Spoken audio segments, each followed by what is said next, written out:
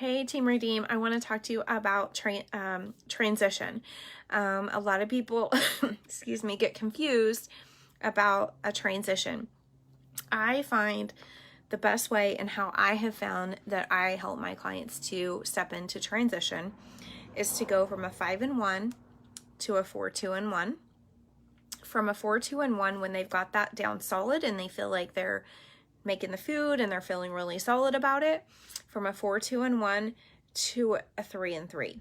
Keep in mind, when they go to the 3-in-3, you do need to calculate their total energy expenditure. There is a total energy expenditure calculator on the Optavia website under the transition plan. You have to find out how many calories they need to be taking in for their activity level and their weight and height.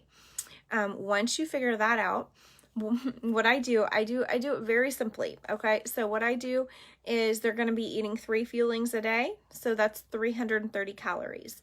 So I take, like, for example, if I need to be taking in 1,600 calories a day, I take my 1,600 calories and then I would subtract my fueling calories, which would be 330 because I'd be having 3 a day. From that, whatever's left over from that, then I divide that by 3, and that's how many calories I need to be consuming for each of my meals, my breakfast, my lunch, and my dinner. So that totals up to how many calories they'll be eating per day. So for a while in transition, it is best to have them track their calories until they are feeling really solid, okay? Keeping in mind that on the 3-in-3, they're having all 4 food groups. They're having grain, they're having dairy, they're having fruit, and they're having protein. They don't have to eat all every meal, but they can eat all. And in the chapter on transitioning to eating healthy for life, your clients need to have read that, and it would be a good idea for you to read that so that you know how to help them transition. And then there's the healthy plate model, where it's divided into 4 sections. And what I try to help my clients understand is, if you stick with a 6-inch plate, that's the smaller ones, and you balance and you kind of visually cut your plate into 4 sections, and fruit goes on one, protein goes on one, dairy goes on one, grains go on another. Now, I don't eat a lot of dairy, and I don't really encourage people to eat a lot of dairy. So I just take that section and replace that with more veggies. So especially my clients who have inflammation problems, I still try to help clients with inflammation problems to stay away from a lot of dairy and a lot of grains. And just to do more vegetables, because the grains and dairy are inflammatory when you're eating them in large amounts. So at the end of the day, it's all about that blood sugar balance. It's all about pairing a carbohydrate with a protein. That's what our fuelings do. Our fuelings pair a carbohydrate with a protein, and that's what makes them awesome, because they're perfectly balanced. And so I realize that people are human, and we're not going to be eating so structured moving beyond transition. But what I like to always just keep them in mind is, when you're having a snack or you're making a meal, if you're having carbs, make sure you have protein. If you're having a baked potato, make sure you have some, maybe a steak with it or something. You want to balance. If you're having a snack, you may be hummus and carrots, or pineapple and cottage cheese. Something you're pairing it with a carb with the protein. And then once they have that 3-in-3 down, where they're doing 3 fuelings, 3 meals, and that's going well, right? Then if they choose to, they could do their 3 fuelings, their 3 snack times, right?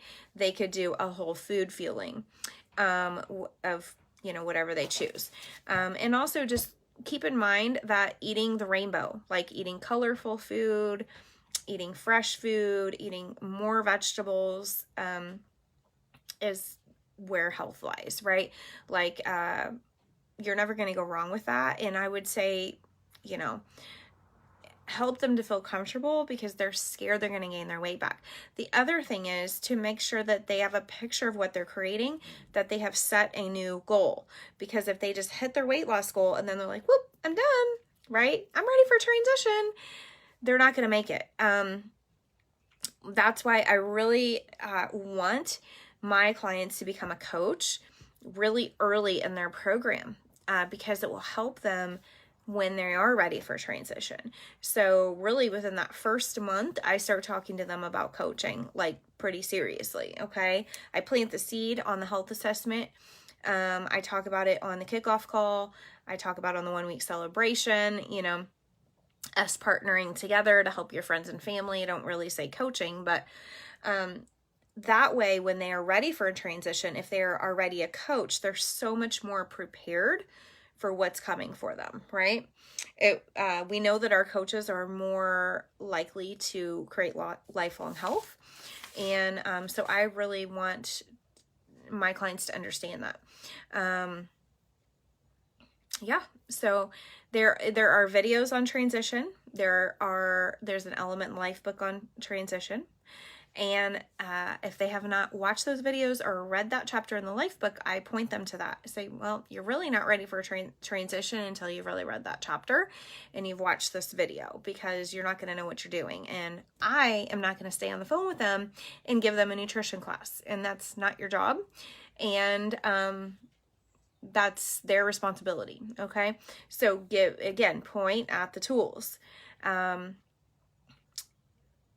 And then offer the coaching, you know, let them know the reason why it makes sense for you to become a coach now is because you've hit your goal. You're going to have a tendency to want to disconnect. And if you're helping a few people, it's going to help you stay on track, and you need to set a new goal, right?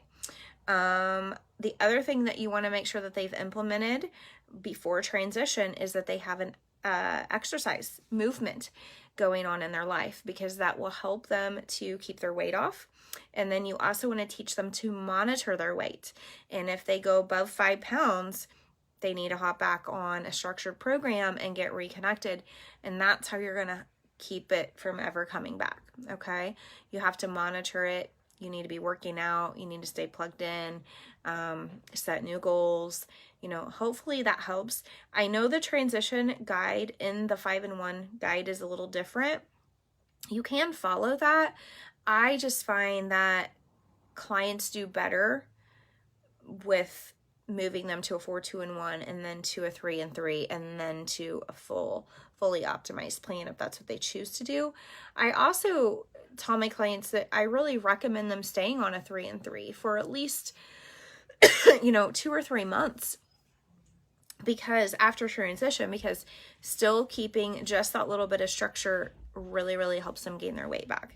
Because if they just go all whole foods, they get sideways, right? And they gain that weight back, then they're gonna have to go back and do 5-in-1. So they might as well just stay in structure. Hopefully that helps. And we'll be putting more resources into Mission Possible for clients, and doing a guide on transition for clients as well. So hopefully that helps you guys.